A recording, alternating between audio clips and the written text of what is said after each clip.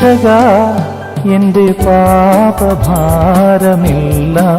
നീക്കണേ.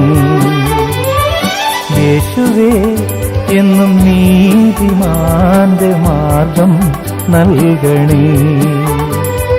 രക്ഷകാ എന്റെ പാപഭാരമെല്ലാം നീക്കണേ. യേശുവേ എന്നും നീതിമാന്റെ മാർഗം നൽകണേ.